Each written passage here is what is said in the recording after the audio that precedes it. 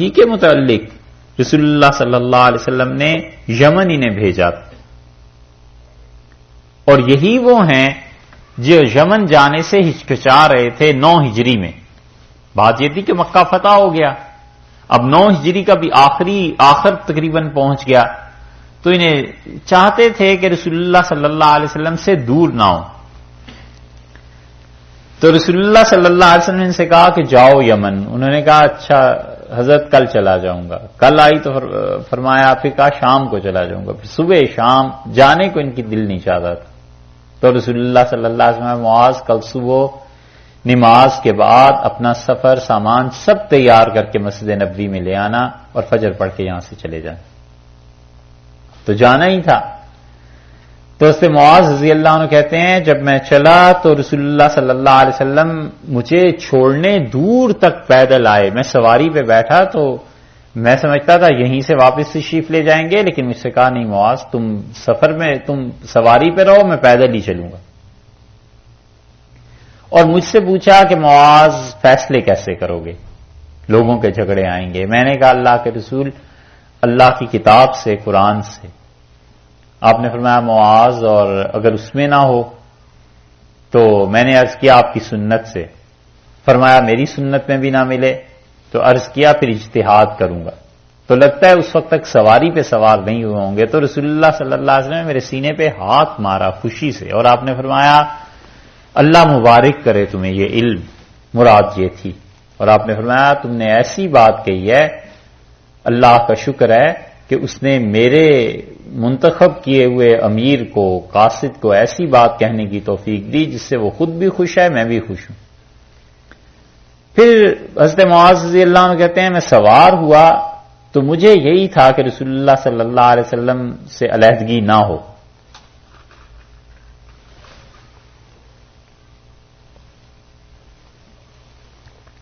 تو مجھے سمجھاتے رہے، مجھ سے فرمایا مظلوم کی بد دعا سے اپنے آپ کو بچانا، اللہ کے اور اس کے درمیان کوئی آڑ نہیں رہتی، کوئی حجاب نہیں ہوتا. پھر مجھ سے فرمایا کہ لوگوں سے اچھی طرح پیش آنا، اور یہ اچھی طرح بات کرنا لوگوں سے، یہ بہت بڑی نیکی ہے. اور معاذ رضی اللہ عنہ کہتے ہیں جو اصل مجھے کھٹکا لگا ہوا تھا اس کی طرف بات نہیں کی. اور پھر آخر میں مجھ سے فرمایا کہ معاذ جاؤ، اور اب جب تم آؤ گے نا تو لعلک مررت بقبری و بمسجدی ھذا، پھر اس وقت ہماری قبر پہ آؤ گے اور ہماری اس مسجد میں آؤ گے، ہم نہیں ہوں گے. تو معاذ رضی اللہ عنہ کہتے ہیں میری تو چیخ نکل گئی کہ آؤں گا تو یہ صورت پیش آئے گی.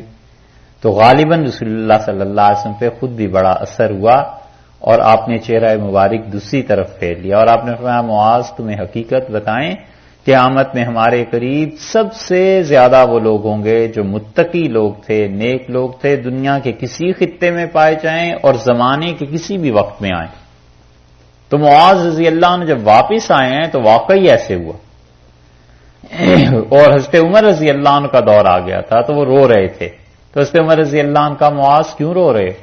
انہوں نے کہا یہ رسول اللہ صلی اللہ علیہ وسلم کی قبر ہے، اور انہوں نے مجھ سے یہی فرمایا تھا کہ معاذ اب جب آؤ گے تو ہماری قبر پہ آؤ گے اور اس مسجد میں آؤ. تو معاذ رضی اللہ عنہ پہ قرضہ ہو گیا بہت زیادہ. یہودیوں نے ایک دن کہا کہ انہیں گھر سے نکالو، اور معاذ رضی اللہ عنہ کی تھوڑی سی زمین تھی، کاشتکاری کرتے تھے، اور ایک دن ہاتھ ملایا رسول اللہ صلی اللہ علیہ وسلم سے تو آپ کا دست مبارک ان کے دونوں ہاتھوں میں جب آیا تو آپ نے فرمایا تمہارے ہاتھ کھردرے کیسے ہیں؟ تو انہوں نے عرض کیا یہ زمینداری کی وجہ سے، کاشتکاری کی وجہ سے، فصل لگانے سے. تو رسول اللہ صلی اللہ علیہ وسلم جھکے، اور معاذ رضی اللہ عنہ کہتے ہیں غالباً یہ واحد صحابی رضی اللہ عنہ ہے جن کے دونوں ہاتھ رسول اللہ صلی اللہ علیہ وسلم نے خود چومے، اور آپ نے فرمایا ایسی ہتھیلیاں ہیں جن سے اللہ کو بڑی محبت. تو انہوں نے آ کے شکایت کی کہ آپ معاذ کی چیزوں کو نیلام کریں تاکہ قرضہ ہمیں واپس دیں.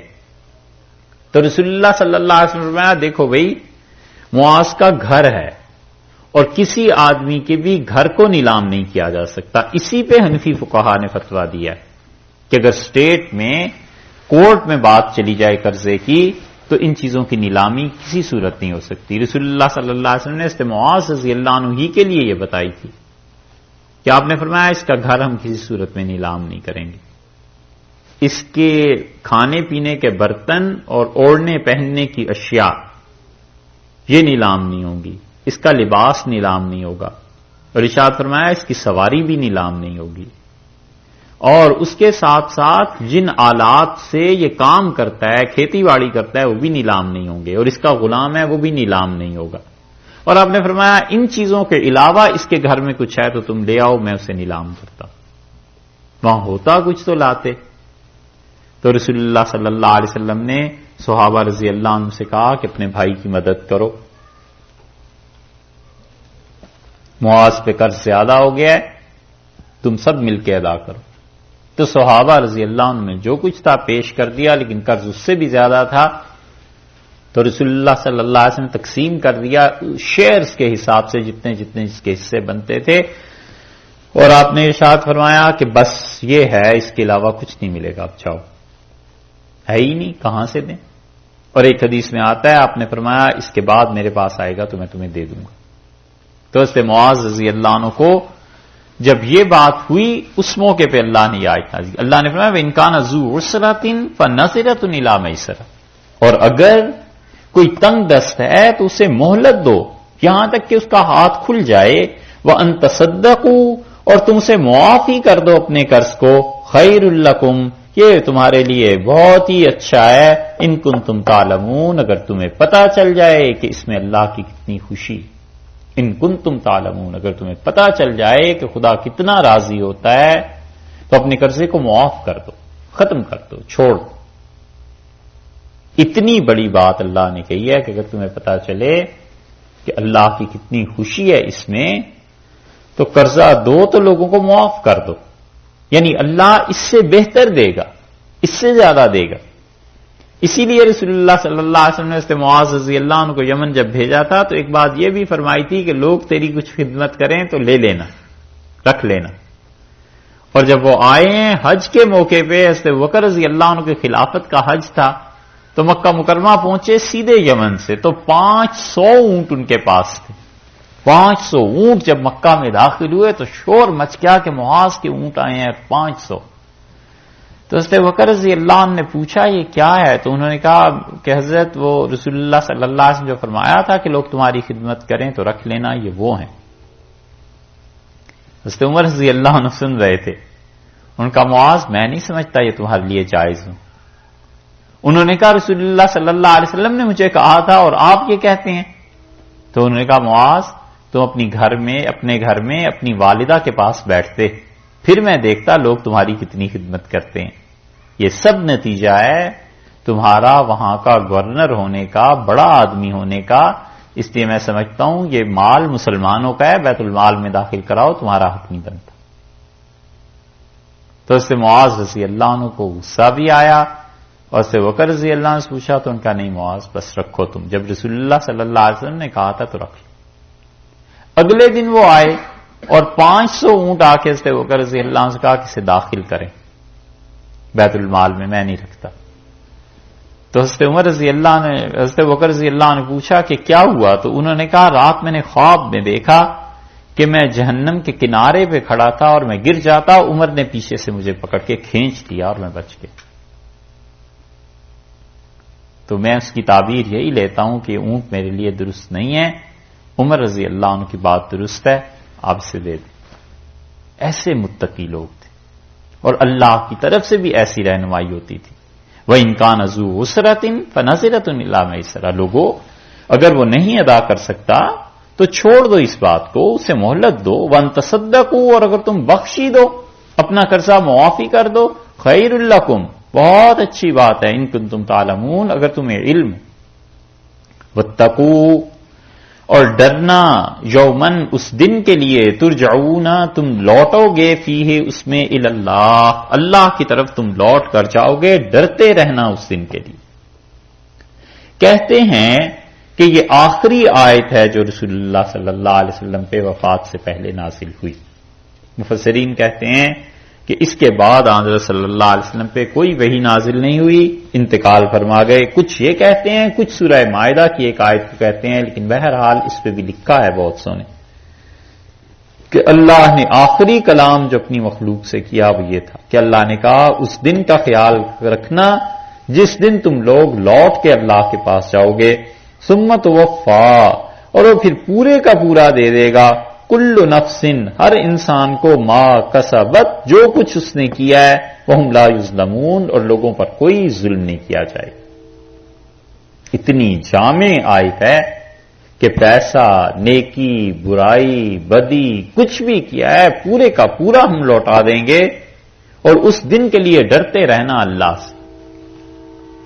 تو تعلیم ملی قیامت کی کہ اس پہ ایمان، اور تعلیم اس چیز کی ملی کہ اللہ ہے جس کے ہاں جا کر جواب دینا ہے۔ بس یہی چیز ہے جو انسان کو خراب کرتی ہے کہ وہ بھول جاتا ہے کہ میں جتنا کچھ کر رہا ہوں اس کا کسی نے پوچھنا ہے اور مجھے جواب دینا ہے، اور جتنا یہ خیال رہتا ہے کہ مجھ سے پوچھیں گے اور جواب ہوگا، سوال ہوگا، اتنا ہی انسان آرام سے رہتا ہے۔ پتہ ہوتا ہے جیسے کیشیئر ہے، صبح آتا ہے بینک میں تو کروڑ روپیہ پڑا ہے، لیکن اسے پتا ہوتا ہے کہ شام کو ایک ایک پائی جمع کر کے پوری کرنی ہے، اور اگر کہیں میں نے گڑبڑ کر دی، پیسے کسی کو زیادہ دے دیے، چیک کم کا آیا تھا تو میری تنخواہ میں سے ہی کٹے، مجھے تو پورا کرنا ہی۔ ایسے ہی اللہ کا معاملہ ہے کہ ارشاد فرمایا ڈرنا اس دن کے لیے جس دن تم نے اللہ کے حضور میں پیش ہونا ہے، اور ہر ایک جان کو پورا پورا دیا جائے گا جو کچھ کہ اس نے کیا ہے۔ یا ایھا الذین آمنوا، اب ایمان والوں کے لیے ایک اور حکم کا فرمایا، اذا تداینتم بدین، اور جب تم قرض کا معاملہ کرو، دین کہتے ہیں نا قرض کو، قرض کی 4 قسمیں ہیں، اور اللہ تعالی نے اس آیت کریمہ میں 3 قسموں کا ذکر کیا ہے۔ ایک تو یہ ہے ایک تو بلکہ یہ ہے کہ کوئی آدمی تجارت کرتا ہے، پیسے دیے، چیز لے لی، دست بدست سودا ہو گیا، ہاتھوں ہاتھ ہو گیا، بالکل جائز ہے، اللہ نے اس میں ذکر فرمایا۔ اگلا رکوع۔ اور ایک صورت اس کی یہ ہے کہ دونوں ادھار ہیں، اور دونوں ادھار ہونے کا مطلب یہ ہے کہ اس نے کہا مجھے یہ چیز دے دیں اتنے روپے میں، اس نے کہا میں آپ کو یہ چیز اتنے روپے میں دے دوں گا، اور دونوں اٹھ کے چلے گئے، اور چیز اس نے شام کو گھر پہنچا دی۔ تو اس نے قرض لیا اور اس نے قیمت کو بھی قرض کر دیا کہ قیمت میں آپ کو 1 مہینے بعد دے دوں گا یا جب بھی دے دوں گا، تو دونوں طرف ہی قرض ہو گیا نا۔ اس نے کہا دے دیں، شام کو پہنچ جائے گی، اس نے کہا پیسے اس کا مہینے بعد مل جائیں گے، یہ ناجائز۔ ایک ہی مجلس میں ہونا چاہیے تھا، یا چیز پہ قبضہ کر لیتا اسی وقت تو بھی جائز تھا۔ تو یا یہ ہے کہ وہ چیز پہ قبضے کے علاوہ پیسے دے دیتا، پہلے دے دیتا، پیشگی جیسے پیسے دے دیتے ہیں، یہ آگے آ رہی ہے کسی، لیکن چیز پہ قبضہ بھی نہیں کیا، یہ تو قرض ہو گیا ایسا، اور قرض کے عوض میں قرض ہی ہوا نا، غائب کے مقابلے میں غائب آ گئی، یہ چیز درست نہیں۔ تیسری صورت یہ ہے کہ اس نے رقم کی ادائیگی پہلے کر دی اور یہ کہا کہ پیسے آپ لے لیجئے ابھی، یہ چیز شام کو گھر بھجوا دینا، اگلے مہینے آ کے لے جاؤں گا، 10 دن بعد ضرورت پیش آئے گی تو میں اس کی، یہ صورت جائز۔ 3 صورتیں ہو گئیں، ایک تو ہاتھوں ہاتھ تجارت ہو گئی، اور ایک دونوں چیزیں اس میں چلی گئیں، قرض میں، وہ ناجائز ہو گئی، اور تیسری صورت یہ ہے کہ اس نے رقم کی ادائیگی پہلے کر لی اور مال بعد میں وصول کیا، یہ بھی جائز، اور چوتھی صورت یہ ہے کہ اس نے چیز اس وقت قبضے میں لے لی اور کہا اس کی ادائیگی فلاں دن کر دوں گا یا مہینے بعد کر دوں گا، جو بھی، وہ بھی جائز، چیک دے دیا کہ یہ چیز ہے، چیز اسی وقت قبضے میں لے لی، یہ اور بھی جواز ہے اس کا، کیونکہ یہ چیک بھی ایک طرح کا پیسے ہی سمجھا جاتا ہے ان ممالک میں جہاں چیکس پہ کاروبار ہوتا ہے۔ تو 4 قسم کے یہ لین دین ہو گئے۔ اللہ تعالی نے 3 کا ذکر فرمایا. ارشاد فرمایا یا ایھا الذین آمنوا، اے ایمان والو، اذا تداینتم بدین، جب تم قرض کا معاملہ کرو آپس میں، الی اجل مسمى، اور ایک خاص وقت تک کے لیے، فاکتبوہ، تو اس قرض کو لکھ لیا کرو. یہ جو ہو کی ضمیر لوٹ رہی ہے یہ قرض کی طرف ہے، یعنی اس قرض کو لکھ لیا کرو کہ کتنے عرصے میں یہ قرض کی ادائیگی ہوگی، کتنا لیا ہے، کتنا دیا ہے. اور یہ لکھنا مستحب ہے، ثواب کا کام ہے، واجب نہیں، فرض نہیں. ارشاد فرمایا جب بھی قرض کا معاملہ ہے لکھ لو. وَلْيَكْتُبْ، اور لکھے، بینکم، تمہارے درمیان، کاتب، لکھنے والا، بالعدل، انصاف کے ساتھ لکھے. یہ عدل کی جو شرط لگائی ہے نا، اس سے معلوم ہوتا ہے کہ جو لوگ لکھتے ہیں ان کو دین کا بھی علم ہونا چاہیے. کہیں سود کا ہی مسئلہ لکھنے بیٹھ جائے، کہیں کسی کی طرف جھکاؤ آ جائے، یہ ساری صورتیں آگے منع کی آتی ہیں. اللہ نے فرمایا یکتب، وہ لکھے تمہارے درمیان انصاف کے ساتھ. ولا یابا کاتب، اور لکھنے والے کو، کاتب کو، انکار نہیں کرنا، ان یکتب، جو کچھ، ولا یابا، اور نہ انکار کرے، کاتب، لکھنے والا، ان یکتب، کہ وہ اس تحریر کو لکھے، کما، جیسے کہ، علمہ اللہ، اللہ نے اسے تعلیم دی ہے، اللہ نے اسے سکھایا ہے. پھر اللہ نے سکھایا تو کیا ہوا؟ فلیکتب، اسے چاہیے کہ ویسے لکھے. دیکھا، تعلیم کی، لکھنے کی نسبت اللہ نے اپنی طرف کی ہے کہ میں نے سکھایا. اتنی بڑی چیز ہے یہ تعلیم، یہ لکھنا، پڑھنا، تعلیم کے کاموں میں لگے رہنا، یہ اتنی بڑی چیز ہے، اللہ نے اپنی طرف نسبت فرما دی. فرمایا ولا یابا کاتب، اور کاتب لکھنے والا لکھنے سے انکار نہیں کرے گا، ان یکتب، کہ وہ لکھے، کما علمہ اللہ، جیسے کہ اللہ نے اسے سکھایا ہے. پر یکتب، اسے چاہیے کہ وہ لکھ دے، تحریر کرے. تعلیم اور علم، بار بار قرآن اس کی طرف توجہ دلاتا ہے کہ علم حاصل کرو، تعلیم حاصل کرو، تعلیم کے لیے یہ چیز کرو، یہ چیز کرو. بار بار یہ باتیں آتی. وَلْيُمْلِلْ، اور املا کرائے، لکھوائے، الذی، وہ شخص، علیہ الحق، جس کے ذمے حق آتا ہے، جس نے اس قرض کی ادائیگی کرنی ہے، وہ اسے لکھوائے. اس کتاب نے کوئی چیز چھوڑی ہے؟ حکومت سے لے کے بالکل نجی اور گھر کے معاملات تک اللہ کی کتاب ہر چیز میں رہنمائی فراہم کرتی. اصل ہادی اور مرشد یہ کتاب ہے، اصل اللہ کی طرف لے جانے والی یہ ہے. اور چونکہ لوگ اسے پڑھتے نہیں نا، اس لیے انہیں پتہ ہی نہیں ہوتا کہ اللہ نے اپنی کتاب میں کیا کہا. ممکن ہے 10 بار لوگوں نے اس آیت کو پڑھا ہو، لیکن اب جب اس سے تعلیم ملے گی کہ قرض کا معاملہ لکھنا ہے تو اپنے طور پر لکھ لے گا، تو دیکھو وہ ثواب کی بات ہوگی. اللہ کی کتاب کے ایک حکم پہ اس نے عمل کر لیا نا، تو اپنی آخرت بنا لی کہ اللہ تعالیٰ نے یہ حکم دیا ہے. اور اس سے پہلے لکھتا تھا، پتہ ہی نہیں تھا کہ اللہ نے حکم دیا ہے، تو بس لکھ تو لیا لیکن ثواب تو نہ ملا. ثواب اب نیت کے ساتھ ملے گا کہ اللہ نے فرمایا.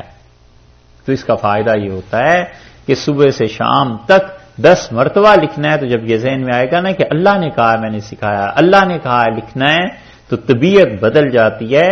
گناہ کا ارادہ جب دماغ میں آئے گا تو پھر کیا سوچے گا کہ اللہ نے یہ بھی کہا ہے. اصلاح ہوتی ہے آدمی. اس لیے ارشاد فرمایا کہ کما علمہ اللہ، جیسے اللہ نے تعلیم دی ہے، فلیکتب، ویسے لکھے. یہ تعلیم اللہ ہی دیتا ہے، نسبت اپنی طرف کی. خدا معلوم کہاں سے یہ مسلمانوں کو جہالت کی بیماری چمٹ گئی ہے. بیماری بھی نہیں، ایسا کوڑ چمٹ گیا ہے، ایسا کوڑ لگ گیا ہے اس امت کو اب کہ تعلیم سے ایسے بھاگتے ہیں، حیرت ہوتی. یعنی عجیب بات، پتہ نہیں آپ کے ذہن تجربے میں ہوئی ہوگی یا نہیں. 4 گھنٹے ٹی وی کے سامنے بٹھا لو، دیکھ لیں گے، اور اسے کہو 3 گھنٹے اس سے 1 گھنٹہ کم یہ کتاب پڑھ لو، نیند آنے لگے گی. تعلیم نہیں حاصل کرنی، باقی 5 گھنٹے ٹی وی کے سامنے بٹھا لو. ارے بھائی 5 گھنٹے 2.5 گھنٹے پڑھ لو ٹک کے، نہ وہ نہیں، اس میں نیند آتی. بچوں کا بھی یہی حال ہوتا ہے. اللہ نے فرمایا کما علمہ اللہ، جیسے اللہ نے تمہیں تعلیم دی ہے، فلیکتب چاہیے کہ لکھو، ولیملل اور املا کروائے. لکھوائے کون؟ الذی علیہ الحق، جس پر حق بنتا ہے نا وہ لکھوائے. قرض والا لکھوائے کہ اتنا قرضہ میں نے ادا کرنا ہے. ولیتق اللہ ربہ، اور لکھواتے ہوئے اسے چاہیے کہ اللہ سے ڈرے. ایسے نہ وہ کم لکھوا دے، ایسے نہ وہ کاتب سے کچھ ساز باز کر لے کہ بولوں گا تو میں یہی اور لکھنا تم یہ. ولیتق اللہ ربہ، اللہ سے ڈرے، وہ ڈرے اپنے پروردگار سے. اور ولا یبخس منہ شیئا، ذرہ برابر بھی کوئی چیز نہ چھوڑے اس تحریر کو لکھواتے ہوئے، بالکل کوئی چیز نہ چھوڑے. یعنی دن بھی لکھوائے، وقت بھی لکھوا دے، اور اس کے ساتھ ساتھ پوری رقم لکھوا دے. فَإِنْ كَانَ الَّذِي عَلَيْهِ الْحَقُّ، اور لوگوں اگر وہ آدمی جس نے لکھوانا ہے، علیہ الحق، جس کے اوپر حق ہے، سفیہن، وہ عقل میں کم ہے، نا سمجھ ہے. سفیہ کا مطلب ہر جگہ بے وقوفی نہیں. ایک جگہ اللہ نے استعمال کیا ہے نا تجربہ کار، وہ سورہ نساء کی آیات میں آیا ہے جہاں مالی معاملات پھر آئیں گے. فَإِنْ كَانَ الَّذِي عَلَيْهِ الْحَقُّ سَفِيهًا، تو جس انسان کے ذمے یہ قرض آتا ہے، جس کا حق بنتا ہے لکھوانے کا، جس نے لکھوانا ہے، اگر وہ ہے اس کو عقل اتنی نہیں ہے، عبارت نہیں بول سکتا، نہیں لکھوا سکتا ڈھنگ سے، او ضعیفاً، یا وہ کمزور ہے لکھوانے میں، ایسا معاملہ ہی کبھی پیش نہیں آیا. او لا یستطیع، یا وہ آدمی سرے سے لکھوا ہی نہیں سکتا، گونگا ہے مثلاً، یا ہے تو لیکن وہ زبان نہیں جانتا، انگلش میں لکھنا ہے ایگریمنٹ اور اسے آتی نہیں انگریزی. این یملا، کہ وہ لکھوائے، ہوا وہ، فلیملل، چاہیے کہ وہ پھر اس کی جگہ لکھوائیں، ولیہ، جو اس کا ولی ہے، بالعدل، انصاف کے ساتھ لکھوائے. جو اس کا ولی ہے وہ لکھوائے. ولی کا مطلب یہ کہ اس کے والد لکھوائیں، وہ نہیں ہے بھائی بڑا لکھوائے اس کا، یا جو بھی بھائی ہے وہ اس کو لکھوائے. جو بھی اس کے وارث ہے نا، کہ اگر کسی انسان کو کچھ ہو گیا اس کو، تو اس کی وراثت میں یہ مال کیسے ادائیگی اس کی جائے گی. ارشاد فرمایا کہ لا یستطیع، وہ نہیں لکھوا سکتا، یملا، کہ وہ املا کرائے، ہوا فلیملل ولیہ بالعدل، تو چاہیے کہ لکھوائیں وہ انصاف کے ساتھ جو اس کے ولی ہیں، جو اس کا وارث ہے وہ لکھوائے. واستشہدوا، اور جب تم تحریر لکھو تو اس پہ گواہ بنا لو، شہیدین، 2 گواہوں کو، من رجالکم، تمہارے 2 مرد اس کی گواہی دیں. اس کا مطلب ہے تمہارے مرد تو مسلمان بھی ہوں، اور مرد فرمایا ہے تو اس کا مطلب ہے وہ بالغ بھی ہوں. تو عاقل بھی ہو، بالغ بھی ہو، مسلمان بھی ہو، بنیادی طور پہ یہ ساری شرائط اس میں پائی جائیں، تو بہتر یہ ہے کہ 2 ایسے آدمی اپنے سائن کر دیں، دستخط کر دیں، تاکہ معاہدہ پکا ہو جائے. کچھ بھی ہو سکتا ہے، انتقال ہو جائے، قرض کی رقم نہ پوری ہو سکے، تو پھر کون ذمہ دار ہوگا اس کا؟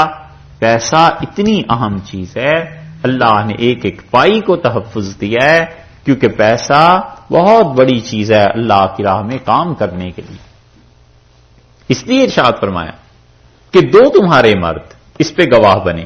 فَإِن لَّمْ يَكُونَا رَجُلَيْنِ، اور اگر 2 مرد گواہ نہ ہوں، فَرَجُلٌ، تو 1 مرد، فَرَجُلٌ، 1 مرد، وَامْرَأَتَانِ، اور 2 عورتیں یہ گواہی دے دیں.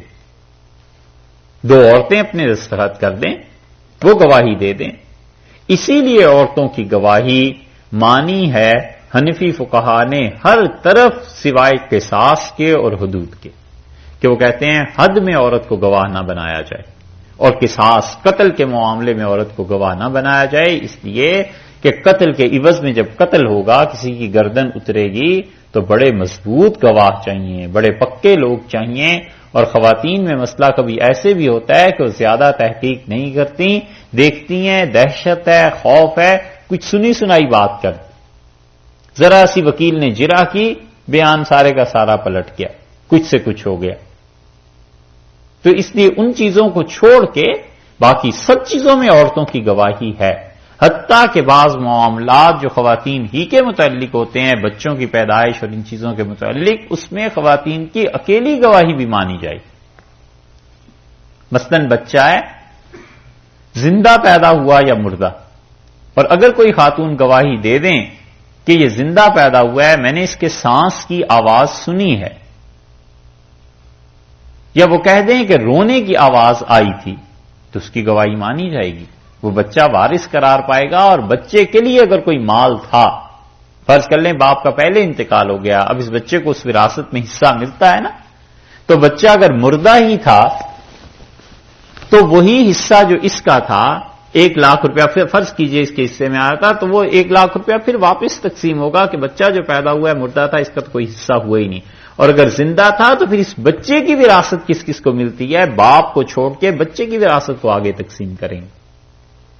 اس لیے مالی معاملات اللہ نے ایک ایک چیز کے متعلق کہا ہے کہ کیا کرنا ہے، مستحب ہے، بہتر ہے 2 آدمی، یا نہیں ملتے 2 آدمی، فَإِن لَّمْ يَكُونَا رَجُلَيْنِ، اور اگر 2 آدمی نہیں ہیں، فَرَجُلٌ، تو 1 مرد وامرأتان، اور 2 عورتیں، ممن ترضون من الشہداء، گواہوں میں سے، ترضون جس سے تم راضی ہو، جس سے تم خوش ہو، وہ گواہ مقرر کر لو، جن پہ تمہیں اعتماد ہے، وہ گواہ اس بات کی تحریر کی گواہی دیں، ان تضل، ایسے نہ ہو کہ وہ خاتون، احداہما، ان میں سے ایک بھول جائے، اس وجہ سے ہم کر رہے ہیں، اس وجہ سے 2 عورتیں بتائی ہیں کہ ان تضل احداہما، ان میں سے اگر ایک بھول جائے، فتذکرہ، تو یاد دلائے گی، احداہما پہلی کو، الاخری دوسری یاد دلائے گی، دوسری یاد دلا دے گی کہ ایسی چیز ہو گئی ہے، یہ جو تم کہہ رہی ہو یہ ایسے نہیں ایسے ہو گیا۔ امام شافعی رحمۃ اللہ علیہ کی والدہ پیش ہوئی عدالت میں کسی معاملے میں، تو جس عورت نے گواہی دی تھی، انہوں نے اسے تلقین کی کہ یہ بات ایسے نہیں ایسے ہے، یوں کہو، تو جو قاضی تھا، جج جو بھی تھا، اس نے کہا کہ گواہ کو تلقین کرتی ہو، وہ عورت تو گواہی دے رہی ہے اور تم اس سے تلقین کر رہی ہو، تو اس کی گواہی مسترد ہے، کیونکہ تم نے دخل دیا ہے باہر سے۔ تو امام شافعی رحمۃ اللہ علیہ کی والدہ کہنے لگی یہ بھول گئی تھی اور اس لیے میں نے اسے یاد دلایا ہے، اور اللہ نے کہا ہے کہ 2 عورتوں کی گواہی ان تضل احداہما فتذکر احداہما الاخری، اگر ایک بھول جائے تو دوسری سے یاد دلائے، تو میں نے تو قرآن پہ عمل کیا ہے، اس کی گواہی کیسے مسترد ہو سکتی؟ قاضی چپ ہو گئے، اس نے کہا سچ کہتی ہوں۔ ایسی پڑھی لکھی خواتین تھیں، انہوں نے قرآن کی یہی آیت پڑھ دی کہ مطلب بھول گئی ہے نا، تو اللہ نے کہا اگر بھولے تو یاد دلائیں، میں نے تو یاد دلایا، تعلیم گویا نہیں دی، تذکیر کی ہے، یاد دلایا۔ اللہ نے فرمایا اگر ایک عورت بھول جائے دوسری سے یاد دلا دے، وَلَا يَأْبَ الشُّهَدَاءُ، اور نہ انکار کریں، الشہداء گواہ، اذا ما دعوا، جب وہ بلائے جائیں، گواہی دیں۔ اسی لیے رسول اللہ صلی اللہ علیہ وسلم نے فرمایا تھا تمہارے اچھے گواہ وہ ہیں جو گواہی سے بھی پہلے، طلب کرنے سے پہلے آ جائیں، سچے لوگ، اچھے لوگ۔ وَلَا يَأْبَ الشُّهَدَاءُ اذا ما دعوا، اور جب انہیں پکارا جائے، بلایا جائے کہ اس مسئلے کی گواہی دو، اللہ نے کہا انکار نہ کرو۔ اس لیے جو اس کام کا واقف ہوگا اس کی گواہی پڑے گی، اور اگر کوئی آدمی اس کام میں ہے ہی نہیں، اس کی گواہی کوئی نہیں مانتا۔ مدینہ منورہ میں ایک کیس پیش ہوا، اور حضرت عمر رضی اللہ عنہ نے دیکھا گواہوں کو، تو آپ نے اس آدمی سے پوچھا کہ انہیں کیوں گواہ بنا لیا؟ انہوں نے کہا امیر المومنین یہ بہت شریف آدمی ہیں، ہمارے محلے میں رہتے ہیں۔ تو حضرت عمر رضی اللہ عنہ نے فرمایا غالباً تم نے دیکھ لیا ہوگا کہ یہ نماز پڑھتے ہیں، اور یہ دیکھ لیا ہوگا کہ یہ تلاوت کرتے ہیں۔ تو انہوں نے کہا جی ایسے ہی دیکھا ہے۔ تو فرمایا ان کو واپس بھیجو، انہیں اس مسئلے کا پتہ ہی نہیں ہے، ان کی نمازیں اور قرآن پڑھنا اپنی جگہ پہ ٹھیک ہے، اس کو نہیں کہتے، لیکن جس شخص کو دنیا میں باہر کے حالات کی خبر نہیں، ہم اس کی گواہی نہیں مانیں گے۔ تو جو آدمی جس فیلڈ میں ہوتا ہے نا، وہاں کی گواہی کا زیادہ اعتبار ہے۔ اس لیے اوپر فرمایا تھا کہ دیکھو جن سے تم راضی ہو، جن سے تم خوش ہو، یعنی اعتماد ہے۔ وَلَا تَسْأَمُوا، اور سستی نہ کرنا، ان تکتبوہ، کہ اسے لکھ لو۔ کس چیز کو؟ قرض کو۔ تم سستی نہ کرنا، صغیرن او کبیرن، تھوڑا مسئلہ ہو یا زیادہ ہو، چھوٹا ہو یا بڑا ہو، کم ہو یا زیادہ ہو، لکھنے میں سستی نہ کرنا، لکھ لینا۔ الی اجلہ، آخری مدت تک، یعنی طے ہو جاتا ہے نا کہ اتنی مدت کے بعد تمہیں یہ چیز واپس دے دیں گے، تو اللہ نے کہا سستی نہ کرنا، لکھ لینا، یہ کام کرنا۔ ذالکم، یہ جو چیز ہے، اقسط عند اللہ، اللہ کے ہاں بہت زیادہ انصاف کرنے والی چیز ہے۔ قسط کہتے ہیں انصاف کو، تو اقسط بہت زیادہ انصاف کرنے والی ہے یہ تحریر۔ وہ اقوام، اور بہت زیادہ اس قابل ہے، فٹ، اقوام فٹسٹ، سب سے زیادہ صحیح معنی میں چیز ہے للشہادہ، گواہی دینے کے لیے۔ یعنی جب لکھا ہوا ہوگا، دو گواہوں نے دستخط کیے ہوں گے، دستخط بھی انہوں نے کیے جن کو تم اچھا سمجھتے ہو، تو اللہ کے ہاں انصاف کے لیے اور دنیا میں شہادت کے لیے بالکل صحیح چیز تم نے کی ہے۔ وَأَدْنَا، اور یہ کہ اللہ ترتابو، کوئی حرج نہیں ہے اس میں کہ تم نہ لکھو اس چیز کو، الا ان تکون تجارتن، جبکہ تم تجارت کر رہے ہو، حاضرتن، سامنے، تدیرونہا، جو کہ دائر رہتی ہے، ہوتی رہتی ہے، بینکم، تمہارے درمیان، فلیس علیکم، تو کوئی گناہ نہیں ہے تم پر، فلیس علیکم جناح، کوئی گناہ نہیں ہے تم پر، اللہ تکتبوہا، کہ تم اس چیز کو نہ لکھو۔ جیسے روزانہ کا معاملہ ہے نا، کوئی چیز خریدنے گئے، کسی نے کوئی چیز بیچ دی، تو دست بدست تدیرونہا، تمہارے آپس کے درمیان کے جو معاملات ہیں، اگر کوئی اس کو نہیں لکھتا تو کوئی حرج نہیں ہے، تم نہ لکھو اس کو، اس میں کوئی گناہ کی بات نہیں۔ کیوں؟ اس لیے کہ لفظ یہ فرمایا تدیرونہا، وہ تمہارے درمیان رہتا ہے۔ واشہدوا، اور ہاں گواہ بنا لیا کرو، اذا تبایعتم، جب تم کیا کرو، آپس میں سودا کرو۔ ترجمہ یہ بنا کہ ذالک اقسط عند اللہ، یہ جو تحریر تم نے کی ہے بہت زیادہ انصاف کرنے والی ہے اللہ کے ہاں، وہ اقوم للشہادہ، اور گواہی کے لیے بہترین چیز ہے۔ وَأَدْنَا أَلَّا تَرْتَابُوا، اور اس لیے کہ تمہیں شبہ نہ پڑے، تم شبے میں نہ پڑ جاؤ۔ ہوتا ہے نا، قرض لے لیا، شبہ پڑ جاتا ہے کہ پتہ نہیں اتنے پیسے لیے تھے کہ اتنے لیے تھے، اور کبھی کبھی یہ شبہ پڑ جاتا ہے کہ کس مہینے کا کہا تھا، کس تاریخ کا کہا تھا۔ تو دماغ میں اتنی چیزیں جو جمع کرنی ہے، تو اس سے بہتر ہے تم ایک چیز لکھ ہی لو، جب لکھ لو گے تو کوئی شبہ ہی نہیں پڑے گا۔ ادنا اللہ ترتابو، تاکہ تم شبے میں نہ پڑو۔ ہاں، مگر وہ تجارت جو حاضرتن، سامنے ہے، تدیرونہا بینکم، تمہارے درمیان ہوتی رہتی ہے، فلیس علیکم جناح، کوئی گناہ نہیں ہے تم پہ، اللہ تکتبوہا، کہ تم اسے نہ لکھو، کوئی حرج نہیں۔ گئے دکان سے چیز لی، پیسے دیے، گھر واپس آ گئے، کوئی لکھت پڑھت نہیں ہے، کوئی حرج نہیں۔ واشہدوا اذا تبایعتم، اور جب تم ایسے بھی سودا کرو تو پھر بھی اگر کوئی گواہی ہے تو بہت اچھی بات، گواہی تو ہے، رسید جو ہوتی ہے یہ گواہ ہو جاتی ہے، اور یہاں تو رسید کا بڑا پکا انتظام ہوتا ہے، اس لیے فرمایا اگر رسید یا گواہی ہو اس کی بھی، یہ بھی بہت اچھا ہے۔ ولا یضار کاتب، دو طرح اس سے پڑھا گیا ہے۔ ایک تو سے عمر رضی اللہ عنہ پڑھتے تھے کہ ولا یضار کاتب، کہ نہ تکلیف دیں اس کو جس نے قرض لیا ہے، کاتب لکھنے والا، ولا شہید اور گواہ، دونوں اسے نقصان نہ پہنچائیں۔ لکھنے والے نے تو لکھ لیا، بعد میں شہید جو گواہ تھے یہ تینوں مل گئے آپس میں، اور ان کا نئی تحریر لکھتے ہیں، اور ہم دونوں گواہی دیں گے، تم لکھنا اتنے پیسے، بعد میں جب پیسے وصول ہو جائیں گے تو بانٹ لیں گے۔ یہ کرتوت ہو سکتا ہے نا؟ اللہ نے فرمایا ولا یضارر کاتب ولا شہید، اور نہ تکلیف دیں کاتب، نہ شہید، نہ گواہ اس کو جس پر حق بنتا تھا، جس نے قرض دینا ہے۔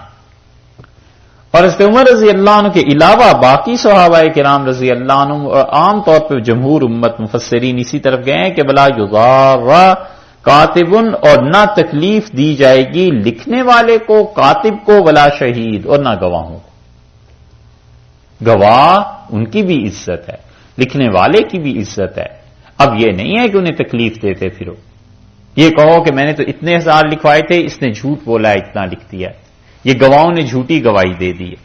تو اللہ نے فرمایا ہے بالکل انہوں نے تو نیکی کی ہے نا تمہارے ساتھ، گواہ نے لکھ دی، گواہوں نے گواہی دے دی، لکھنے والے نے لکھ دیا، یہ اس نے نیکی کی ہے تمہارے ساتھ، اس نیکی کو ضائع کرتے ہو۔ وَإِن تَفْعَلُوا، اور اگر تم اس طرح کرو گے، کاتب کو اور گواہوں کو تکلیف دو گے، فَإِنَّهُ فُسُوقٌ بِكُمْ، یہ تمہاری طرف سے گناہ ہے، تم گناہ گار ہو جاؤ۔ اور یہ اس کا گناہ گار ہونا کوئی مفتی اور مجتہد نہیں کہہ رہا کہ ہو جائے گا، یہ اللہ کہہ رہے ہیں کہ تم گناہ گار ہو جاؤ گے۔ جو فائنل اتھارٹی ہے نا، جس نے فیصلہ کرنا ہے کہ کیا نیکی تھی اور کیا قبولیت اور کیا گناہ ہے، اللہ نے کہا ہے لکھنے والے کو ہرگز تکلیف نہ دینا، اور نہ ہی گواہوں کو، کہ وہ بیچارے تو نیکی سے کام کر رہے ہیں اور تم انہیں تکلیف دے رہے ہو۔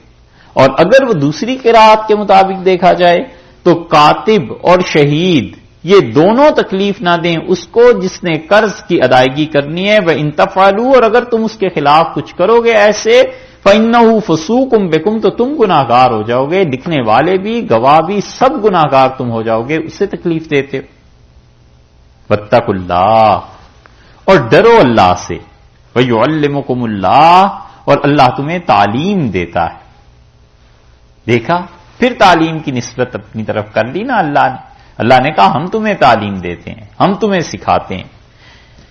ایک ترجمہ تو یہ کیا گیا ہے کہ اللہ سے ڈرو اور اللہ تمہیں تعلیم دیتا ہے، اور ایک یہ کیا گیا ہے کہ واتقوا اللہ، اللہ سے ڈرو، وَيُعَلِّمُكُمُ اللَّهُ، اور یہ جو تمہارا تقوی ہے یہ اللہ سے تمہیں تعلیم دلاتا ہے۔ تو مطلب یہ ہوا کہ تقوی اصل میں علم کا سورس ہے، علم کو کھینچتا ہے، کہ تم جتنے متقی ہو جاؤ گے تو علم حقیقی جو ہے یہ تقوی کا نتیجہ ہے، تمہیں حقیقتاً علم حاصل ہوتا رہے گا، متقی ہو جاؤ، پرہیزگار ہو جاؤ، لوگوں کے ساتھ اپنے معاملات ٹھیک رکھو، جب تمہیں گائیڈنس کی ضرورت کہیں پیش آئے گی اللہ خود بخود تمہیں تعلیم دے گا، اور یہ وہ دل بن جاتا ہے جس کے متعلق رسول اللہ صلی اللہ علیہ وسلم نے فرمایا تھا کہ جب تمہیں کوئی مشکل پیش آ جائے وَاسْتَفْتِ قَلْبَكَ، اپنے دل سے فتویٰ لے لیا کر، اور آپ نے فرمایا کہ تیرا دل جس چیز کو کہہ دے کہ یہ جائز ہے وہ جائز ہے، وَلَوْ أَفْتَاكَ النَّاسُ، اگرچہ لوگوں کا فتویٰ یہ ہو کہ یہ حرام ناجائز، اور تیرا دل اگر یہ کہہ دے کہ یہ ناجائز ہے تو چاہے لوگ فتویٰ دیتے رہیں مگر وہ جو تیرا دل کہتا ہے وہ صحیح ہے اور وہ چیز ناجائز۔ یہ اس دل کی بات ہے جس میں تقویٰ ہوتا ہے نا، اللہ کے ساتھ تعلق جڑ جاتا ہے نا، تو طبیعت ایسے ہی بن جاتی ہے جیسے کسی انسان کی طبیعت میں بہت نفاست، پاکیزگی، ستھرائی آ جائے، غلطی سے بھی ایسا لقمہ کھا لیا جس میں مکھی تھی تو متلی ہونے لگتی ہے، اسے نہیں سمجھ آتا کیا ہوا ہے آخر، کیا ہو جاتی ہے، متلی ہونے لگتی ہے، اندر قبول نہیں کرتا اس چیز کو۔ تو جب دل متقی ہو جاتا ہے نا پھر وہ ایسا اندر اس کے مفتی بن جاتا ہے کہ وہ خارج کے فتوے کو اگر اصل حقیقت کے خلاف آ جائے دل قبول نہیں کرتا، دل کہتا ہے فتویٰ مفتی نے لکھا ہے، ان کے سامنے حالات ہی ایسے رکھے گئے ہوں گے، مسئلے ہی ایسے پوچھا گیا ہوگا، اپنا دل جو نہیں مانتا تو اس کا مطلب یہ ہے کہ کوئی گڑبڑ ہے۔ یہ ہے واتقوا اللہ ویعلمکم اللہ، ڈرو اللہ سے، اللہ تمہیں تعلیم دیتا ہے۔ اور ایک یہ بھی ترجمہ کہ دیکھو اللہ سے ڈرو اور اللہ تمہیں تعلیم دیتا ہے ان تمام چیزوں کی جو پیچھے گزر گئیں، سب سے طویل آیت قرآن پاک کی گئی ہے، اور اس پہ ایک آیت پہ اگر اللہ تعالی کی توفیق ہوتی تو ایک مہینہ گزر سکتا، اتنے مسائل ہیں اس میں، اتنے مسائل ہیں۔ 58 مسائل اس ایک آیت سے ابن عربی رحمۃ اللہ علیہ نے لکھے ہیں، اور 36 مسائل اس ایک آیت پہ قرطبی رحمۃ اللہ علیہ نے لکھے ہیں۔ اور یہ مالیات کے معاملے میں اگر روز ہم 4 گھنٹے 5 گھنٹے بات کرتے رہیں اور آپ بھی بات کریں، 1 مہینہ آسانی سے گزر جائے۔ اتنے مسائل ہیں اس ایک آیت۔ اللہ نے کہا یعلمکم اللہ، اور اللہ تمہیں تعلیم دیتا ہے۔ سب سے طویل آیت یہی ہے، واللہ بکل شیء علیم، اور اللہ تعالی ہر چیز سے علم والا ہے۔ پیچھے تعلیم کا ذکر آیا، کتابت کا ذکر آیا، گواہوں کا ذکر آیا کہ یہ چیزیں لکھو، یہ کرو۔ آخر پہ فرماتے ہیں کہ دیکھو اللہ ہر چیز کا علم رکھتا ہے۔ وَإِن كُنتُمْ عَلَىٰ سَفَرٍ، اور اگر تم لوگ سفر کر رہے ہو، اب سفر میں تو اضطراری کیفیت پیش آتی ہے۔ وَلَمْ تَجِدُوا كَاتِبًا، اور تمہیں کوئی لکھنے والا نہیں مل رہا، سفر کر رہے ہو لکھنے والا نہیں مل رہا۔ لیکن یہ حکم سفر کی تو اللہ تعالیٰ نے ویسے ہی مثال کے طور پہ کہا ہے، اصل میں یہ حکم گھر کے لیے بھی ہے، سفر کے لیے بھی ہے، اپنے شہر کے لیے بھی ہے، ہر جگہ کے لیے عام ہے۔ لیکن سفر کا اس لیے ذکر فرما دیا ہے کہ فرض کر لو سفر میں صورتحال ایسی پیش آ جائے، وگرنہ ہر جگہ کے لیے۔ وَلَمْ تَجِدُوا كَاتِبًا، اور تمہیں کوئی اس معاملے کو لکھنے والا نہیں مل رہا، فَرِحَانٌ، تو گروی رکھ لو، مقبوضہ، جس پہ تم نے قبضہ کر لیا۔ تم گروی بھی رکھ سکتے۔ ایک آدمی نے کہا مجھے 1000 دے دیں اور میں آپ کو لوٹا دوں گا۔ وہ کہتا ہے اس کی ضمانت، کہتا ہے کوئی بھی لکھنے والا نہیں ہے، کوئی بھی ایسا نہیں ہے۔ وہ کہتا ہے یہ میری گھڑی آپ رکھ لیں، میں آپ کو 1000 دوں گا تو گھڑی واپس لے جاؤں گا۔ یہ ہے فرحان مقبوضہ، ایسا رہن، ایسی گروی رکھنا کہ اس پہ تم قبضہ کر لو، اس مقبوض ہو جائے۔ مقبوضہ کشمیر سنا ہے نا کہ نہیں سنا ہے؟ جس پہ قبضہ کیا ہوا ہے غصب سے، یہی کہتے ہیں سیاسی لوگ۔ اچھا، تو ارشاد فرمایا کہ فرحان مقبوضہ، تم اس پہ کیا کرو، قبضہ اپنا جماؤ، قبضہ تمہارا ہونا چاہیے، یہ رہن تم رکھ سکتے ہو۔ لیکن اس رہن سے فائدہ اٹھانا وہ سود ہے، سمجھے؟ رہن اس لیے رکھا ہے کہ گارنٹی ہے، اس رہن کی چیز سے فائدہ اٹھانا سود ہے، رہن سے فائدہ نہیں اٹھا سکتا۔ گھر لے لیا، کسی کا گھر کی رجسٹری دے دیں اور 10 لاکھ مجھ سے لے جائیں، اب وہ گھر لے کے کرائے پر چڑھا دے کہ اس سے مجھے نفع ملے گا، فائدہ ہوگا، تو یہ سود ہی ہے نا، اس لیے کہ قرضہ دیا اور قرضے کے عوض میں تو پیسے لا رہا ہے وہ۔ رہن سمجھتے ہیں، گروی یہ ہے، تو رہن کی چیز سے فائدہ نہیں اٹھانا چاہیے۔ اور کبھی کبھی ایسے بھی ہوتا ہے کہ صرف اعتبار ہی ہوتا ہے، اور کوئی اعتبار کے قابل ہو تو اس کا اعتبار کر لینا چاہیے، اپنی اپنی ججمنٹ کی بات۔ رسول اللہ صلی اللہ علیہ وسلم ایک آدمی نے سفر کیا اور اسے پیسے کی ضرورت پیش آ گئی، تو اس نے کسی اللہ کے بندے سے کہا کہ میں سفر میں ہوں، مجھے پیسے دے دو، میں تمہیں لوٹا دوں گا۔ اس نے کہا آدمی تو تم صحیح ہو، مگر تمہارا ضامن کون ہے، گواہ کون ہے، کون اس بات کی ذمہ داری اٹھاتا ہے؟ تو اس نے کہا اللہ تعالی کے نام پہ دے دو، اللہ اس بات پہ گواہ ہے، یہ پیسے تمہیں میں بھیج دوں گا۔ اسے دے دیے۔ رسول اللہ صلی اللہ علیہ وسلم جب مقررہ دن آنے کے قریب تھے تو اس پیسے کو لے کے دریا کے کنارے پہ آیا کہ کشتی میں بیٹھے اور اس قصبے میں جا کر اسے پیسے دے دے، اور سیلاب آ گیا اور کشتی والوں نے انکار کر دیا۔ پھر وہ دوسرے دن آیا، شام تک ٹھہرا رہا اور کوئی نہیں لے کے گیا، اور تیسرے دن آیا، پھر سیلاب تھا، بارشیں، نہیں کوئی لے کے گیا۔ تو اس نے دوسری طرف جو آدمی تھا وہ کنارے پہ آتا رہا کہ آج کشتی میں آئے گا، کل آئے گا، پرسوں آئے گا، تو نہیں آیا۔ تو اس نے ادھر سے کیا کیا کہ ایک بانس لیا اور رسول اللہ صلی اللہ علیہ وسلم اس میں پیسے اس نے ڈالے، اس بانس کے منہ کو دونوں طرف سے بند کر دیا، اور اس نے کہا اللہ میں نے تیری ضمانت دی تھی اور اب تو ہی اس رقم کو اس تک پہنچا دے، اور یہ کہہ کے بانس اس نے دریا میں پھینک دیا۔ اور وہ تیسرے دن انتظار کر کے شام کو جب گھر جا رہا تھا دوسرے کنارے والا، تو اس نے کہا جھوٹا آدمی یا جھوٹ اس نے بولا، کیا چیز پیش آ گئی؟ تو اس نے کہا چلو گھر کے لیے لکڑیاں ہی لے چلتے ہیں، تو اس نے اس بانس کو بھی اٹھا لیا، تو جب گھر جا کے اس نے چیرا تو اسے اس کی رقم واپس مل گئی۔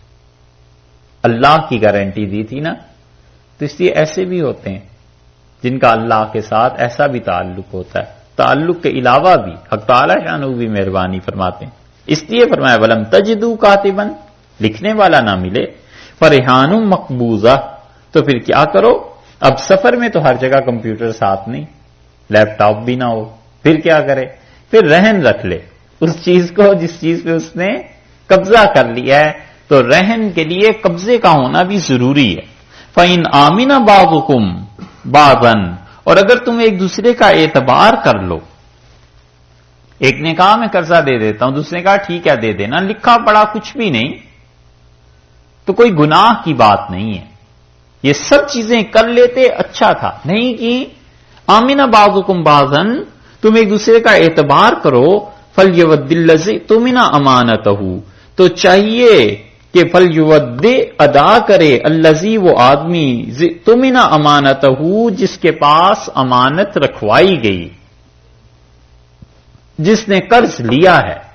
یا تو یہاں پر یہ کہا گیا کہ قرض جو ہے یہ امانت کے طور پہ ہے، مطلب یہ ہے کہ تم ایسے اسے مقدس پاک سمجھو، لیکن بہت کم لوگ اس طرف گئے۔ اور بعض حضرات کا خیال یہ ہے کہ یہ وہ چیز ہے جو رہن میں رکھوائی گئی، اور بعض حضرات کہتے ہیں سب چیزیں ہیں۔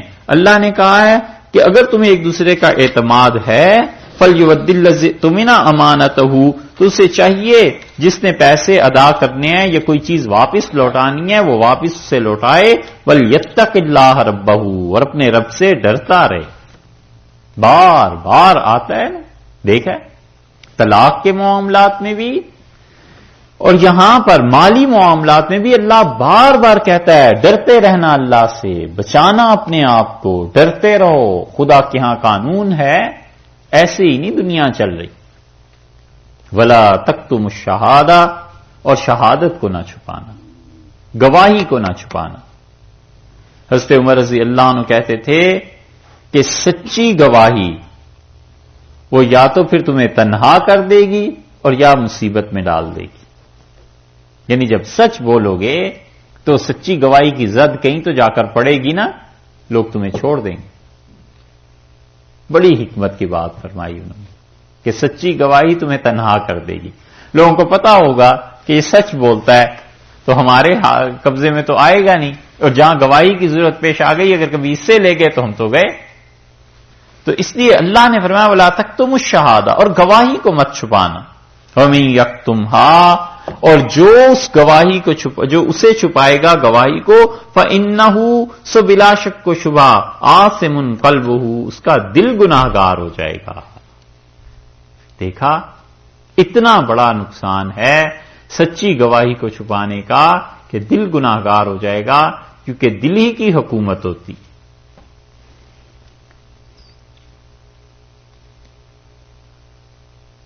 قاتل رہبر، کامل رہزن، سمجھے؟ قاتل رہبر جو رہبری کرتا ہے، رہنمائی کرتا ہے، قتل کر دینے والا وہ۔ کامل رہزن اور پکا ڈاکو، دل سا دوست نہ دل سا دشمن۔ دل جیسی چیز رہنمائی کرنے میں بھی اس جیسا کوئی نہیں، اور تباہ کرنے میں بھی اس جیسا کوئی۔ دل ہی سب سے اچھا دوست اور دل ہی سب سے برا دشمن۔ فَإِنَّهُ آثم قلبہ، دل گناہگار ہو جائے گا، کیونکہ آدمی جب اس کا دل گناہگار ہو جاتا ہے تو پھر دماغ میں، سوچ میں پاکیزگی باقی نہیں رہتی، پھر وہ سوچے گا ہی گناہ کی۔ ہاتھ پاؤں سارا جسم ارادے کے تابع ہے نا، چور کا ارادہ ہوتا ہے کہ چوری کریں تو ہی تو گھر سے نکلتا ہے اور چوری کرتا ہے۔ تو جب اس کے اندر ایسی ڈسک فٹ ہو گئی جو ہمیشہ اسے گناہ کی ترغیب دیتی ہے تو پھر کیا ہوگا؟ اور وہ دل ہے۔ اللہ نے کہا اگر سچی گواہی چھپاؤ گے فَإِنَّهُ آثم قلبہ، تو تمہارا دل گناہگار ہو جائے گا، کبھی بھی گواہی میں جھوٹ نہیں بولنا۔ اسی طرح سورہ مائدہ میں اللہ نے فرمایا ہے کہ دیکھو کبھی بھی گواہی کے میں یہ نہ سوچنا کہ تمہارے یہاں جو آدمی جس کے خلاف گواہی دینی ہے وہ غریب ہے یا امیر ہے، کہ غریب سمجھ کے اسے جھوٹی گواہی دے بیٹھو کہ اس کا کچھ فائدہ ہو جائے۔ اللہ نے کہا نہیں، غریب اور امیر، غربت اور امارت بھی نہیں دیکھنی، اور یہ بھی نہیں دیکھنا کہ اس گواہی کی زد اگرچہ تمہارے والدین پر پڑتی ہو تو بھی پرواہ نہ کرنا، گواہی سچی دینا۔ وہ ایسا مقام ہے جس میں اللہ نے غریبوں کو بھی نہیں چھوڑا اور والدین کو بھی نہیں چھوڑا۔ اللہ نے فرمایا گواہی سچی دینا، چاہے اس کی زد جا کے تمہارے والدین پر پڑے۔ تب ایک حد تو ہے نا، کیوں جھوٹ بولو تم، کیوں غلط بیانی سے کام لو، گواہی جھوٹی کبھی نہ دینا۔ وَمَن يَكْتُمْهَا، اور جو ایسی گواہی دے گا فَإِنَّهُ آثِمٌ قَلْبُهُ، اس کا دل گناہگار ہو جائے گا۔ واللہ، اور اللہ تعالیٰ بما تعملون، جو عمل تم کرتے ہو شہادت کا، چھپاتے ہو یا اسے ادا کرتے ہو، جو عمل تم کرتے ہو علیم، اللہ اس سے علم رکھتا ہے۔ اللہ کو خوب پتا ہے کہ تمہارا عمل تمہیں کہاں تک پہنچائے گا، کہاں تک لے جائے گا۔ کچھ دیر ٹھہریے، ایک رکوع بھی پڑھا کی 284 نمبر آیت کریمہ، اس کو دیکھتے ہیں، پڑھتے ہیں۔ اللہ تعالی نے ارشاد فرمایا کہ للہ ما فی السماوات و ما فی الارض، اور اللہ ہی کے لیے ہے ہر وہ چیز جو کچھ کے آسمانوں میں ہے، وما فی الارض، اور جو کچھ کے زمین میں ہے۔ اب یہاں سے جو یہ آیات ہیں اللہ تعالی نے نازل کی، یہ پہلی آیت بہت پہلے، اور صحابہ کرام رضی اللہ عنہ کو اس آیت پر بڑا اشکال پیش آیا، کیونکہ اللہ تعالی نے فرمایا کہ تمام وہ چیزیں جو آسمانوں میں ہیں اور جو کچھ کے زمین میں ہے سب اللہ کے لیے ہے، یعنی اللہ ہی ان کا مالک ہے، اور اللہ جیسے چاہے ان چیزوں کو استعمال کروائے، اور اللہ جیسے چاہے کسی کو بخش دے اور چاہے تو ان چیزوں کو کسی سے بھی چھین لے، ملکیت اس کی ہے۔ وَإِن تُبْدُوا، اور اگر تم ظاہر کرو، بدا کسی چیز کا ظاہر کرنا، ما اس چیز کو، فی انفسکم جو کچھ کے تمہارے دلوں میں ہے، اگر تم اس چیز کو ظاہر کرو جو کچھ کے تمہارے دل میں ہے وہ، او تخفوہ، یا تم اسے چھپاؤ، یحاسبکم بہ اللہ، اللہ تمہارا حساب ان سب چیزوں پر لے گا۔ اس چیز کو تم ظاہر کرتے ہو تو بھی اچھائی کو، چھپا کے رکھتے ہو گناہ کو، دل میں تمہارے جو کچھ بھی ہے اللہ نے اس کا حساب لینا ہے، اور اس حساب کو لینے کے بعد فَيَغْفِرُ، اور وہ بخش دے گا، لِمَن يَشَاءُ جس کو وہ چاہے، وَيُعَذِّبُ اور وہ عذاب دے گا، مَن يَشَاءُ جس کو وہ چاہے۔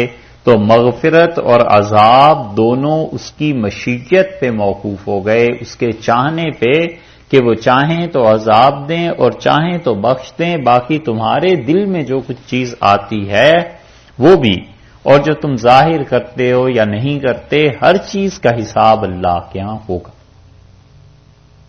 یہ آیت جب سنی تو حدیث میں آتا ہے کہ صحابہ کرام رضی اللہ عنہ سے کچھ لوگ اپنی سواریوں پہ بیٹھے اور انہوں نے کہا اللہ کے رسول یہ تو بہت شدید چیز ہے، اگر ہر چیز کا حساب ہونا ہے تو ہمارے دل میں تو 20 طرح کے خیالات گزرتے ہیں، پھر تو کوئی بھی نہیں بچا۔ اور عمومی طور پہ صحابہ رضی اللہ عنہ میں بڑی ہی اس آیت سے ایک طرح کی ایسی کیفیت پیدا ہوئی کہ بچے گا کون؟ اگر یہی چیز ہے، یہی معیار ہے تو پھر تو کوئی نہیں بچا۔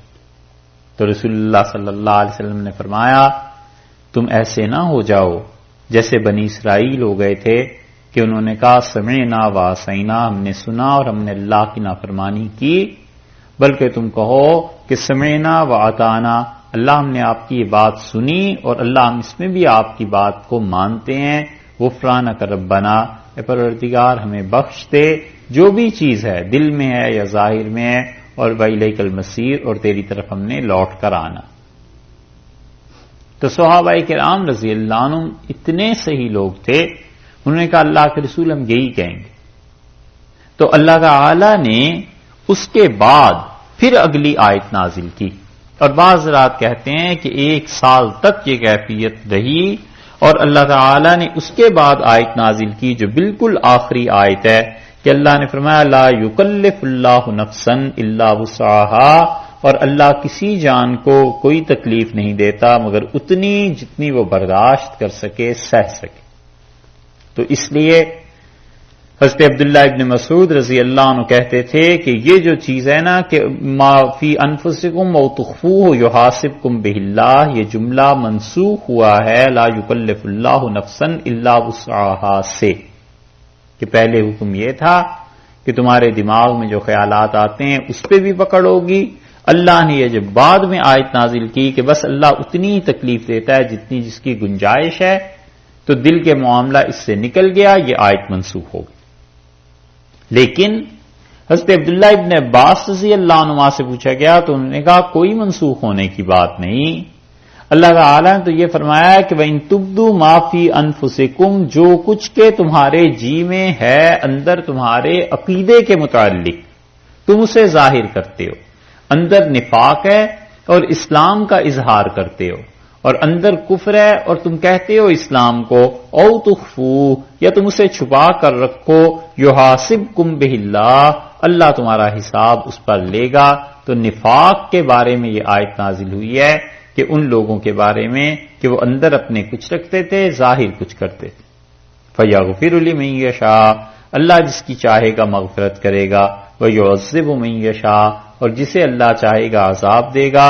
واللہ علی کل شیء قدیر، اور یقیناً اللہ تعالی ہر چیز پر قدرت رکھتا ہے۔ اللہ اپنی ساری مخلوق کو بغیر وجہ بیان کیے بڑے سے بڑے عبادت گزار اور فاسق و فاجر سب کو اٹھا کر جہنم میں پھینک دے، تو ہمارا عقیدہ ہے کہ یہ اللہ کا عدل ہے، اس کا انصاف ہے، کوئی نہیں پوچھ سکتا کہ اللہ یہ کیوں کیا ہے، اس لیے کہ مالک اور سب کو بخش دے، سب کو جنت میں لے جائے، تو کوئی نہیں پوچھ سکتا، کسی کو حق نہیں ہے کہ وہ اس کی رحمت کو محدود کر دے اور یہ کہے کہ کافر کو کیوں جنت دے دی، اس کی رحمت ہے، جو چاہے سو کرے۔ علل اطلاق ایبسلیوٹلی سارے رائٹس اللہ کے ہیں، کسی کو کوئی حق نہیں پہنچتا کہ اللہ کی قدرت، اللہ کی رحمت کسی چیز میں بھی شک کرے، یہ ہے عقیدہ۔ اور ہوگا کیا؟ وہ یہ کہ اللہ نے جیسے کہہ دیا ہے کہ جو انسان ایمان پہ ہوگا اللہ تعالیٰ اس کی بخشش فرمائے گا، اور کافروں سے اللہ حساب لے گا، جیسے کہ خدا نے اپنی کتاب میں کہہ دیا ہے۔ لیکن فرض کرو اس کے برعکس ہو جائے تو کوئی پوچھ سکتا ہے اللہ سے کہ کیوں کیا؟ کوئی نہیں پوچھ سکتا۔ اس لیے ارشاد فرمایا کہ فَيَغْفِرُ لِمَن يَشَاءُ وَيُعَذِّبُ مَن يَشَاءُ، جس کو چاہیں بخش دیں، جس کو چاہیں اللہ عذاب دے دے، مشیت پہ موقوف ہے۔ حرمین میں مکہ مکرمہ میں ایک مرتبہ حاضری میں ایک ہمارے ساتھ بیٹھے ہوئے تھے خان صاحب، پٹھان تھے، وہ دعا مانگ رہے تھے، اور ان کی دعا بڑی عجیب لگی۔ وہ پہلے تو یہ کہتا رہا کہ اللہ یہ کام کر دے، خدا بندہ یہ کر دے، یہ کر دے، یہ کر دے، پھر کہنے لگا اللہ ہم سب کو معاف کر دے، مجھے بھی کر دے، میرے خاندان کو بھی، قبیلے کو بھی۔ پھر کہتا ہے او یارا تمہارا کیا جاتا ہے، سب کو ہی بخش دے، بس معاف کر۔ اللہ تعالیٰ کو کہتا ہے یار تمہارا کیا چاہتا ہے، معاف کر۔ عجیب بات اس نے کی۔ فَيَغْفِرُ لِمَن يَشَاءُ وَيُعَذِّبُ مَن يَشَاءُ، جس کو چاہے معاف کر دے، جس کو چاہے پکڑ لے، کون اس کو پوچھ سکتا ہے۔ آمن الرسول، اور رسول اللہ صلی اللہ علیہ وسلم ایمان لائے، بما اس چیز پر انزل الیہ جو ان کی طرف نازل کی گئی، یہ جو دو آخری آیات ہیں ان کے متعلق کئی روایات میں آتا ہے کہ یہ نازل نہیں ہوئی، بلکہ معراج کی رات میں اللہ تعالی نے براہ راست رسول اللہ صلی اللہ علیہ وسلم کو یہ آیات دی ہیں۔ اسی لیے وہ کبھی کبھی کوئز میں کہتے ہیں کہ قرآن کا وہ کون سا حصہ ہے جو نہ آسمان پہ نازل ہوا ہے، نہ زمین پہ نازل ہوا ہے، اور کہیں بھی نازل نہیں ہوا، اور نہ جبریل امین لے کے آئے۔ تو اصل میں مطلب یہ ہے کہ حق تعالی شانہ کے سامنے آسمانوں سے بھی بلند و بالا کہیں یہ چیزیں نازل ہوئی ہیں، اللہ نے براہ راست دی۔ اور یہ دو آیتیں یہ ہوم ورک ہے، اسے یاد کرنا۔ جو آپ میں سے ریگولر آتے ہیں نا، یہ ہوم ورک ہے، اسے یاد کر کے لانا۔ رسول اللہ صلی اللہ علیہ وسلم نے فرمایا جو روزانہ رات کو یہ دو آیتیں پڑھ لے آمن الرسول سے لے کے کافرین تک، ارشاد فرمایا کفتاہ، یہ ساری رات کی عبادت کے لیے بس کافی۔ اور ایک جگہ آیا ہے حضرت صلی اللہ علیہ وسلم نے فرمایا جو یہ دو آیات کو پڑھ لے گا، یہ دونوں آیتیں بس اسے ساری رات لکھواتے رہیں گے فرشتے اس کے لیے عبادت کو، یعنی بس کافی ہے اس انسان کے لیے، اللہ کے ہاں سے اتنی کفایت کرتی۔ اور پورا عقیدہ بھی ہے اس میں۔ اس لیے پہلا جملہ یہ فرمایا کہ آمن الرسول بما انزل الیہ من ربہ، اور رسول اللہ صلی اللہ علیہ وسلم ایمان لائے ان تمام چیزوں پر جو ان کی طرف نازل کی گئیں۔ کئی لوگ جن کو امام ابو حنیفہ رحمۃ اللہ علیہ سے ایک طرح کا نفرت ہے، وہ کہتے ہیں کہ امام ابو حنیفہ رحمۃ اللہ علیہ کہتے تھے کہ میرا ایمان اور رسول اللہ صلی اللہ علیہ وسلم کا ایمان اور جبریل امین کا ایمان یہ سب برابر ہیں، اور کہتے ہیں فلاں فلاں جگہ لکھا ہے۔ ہم کہتے ہیں اول تو امام صاحب نے یہ کہا ہی نہیں، اور فرض کر لو کہا ایک لمحے کے لیے، تو ہم کہتے ہیں کہ امام ابو حنیفہ رحمۃ اللہ علیہ کا ایمان اور جبریل امین کا ایمان اور رسول اللہ صلی اللہ علیہ وسلم کا ایمان سب برابر تھے۔ کس طرح؟ اللہ نے فرمایا ہے کہ رسول اللہ صلی اللہ علیہ وسلم ایمان لائے بما انزل الیہ من ربہ، جو چیز بھی نازل کی گئی ان کے اوپر ان کے پروردگار کی طرف سے، والمومنون، اور ایمان والے بھی انہی چیزوں پر ایمان لائے۔